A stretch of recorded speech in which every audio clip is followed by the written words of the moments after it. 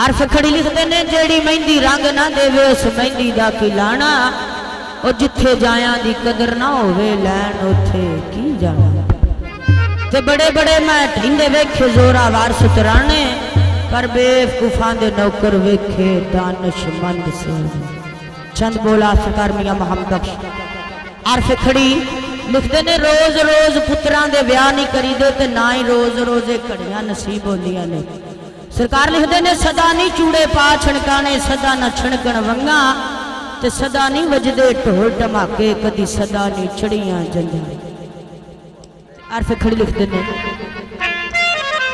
ओ वलियम दी सुनान लाई वही जो मालक हर हरदा।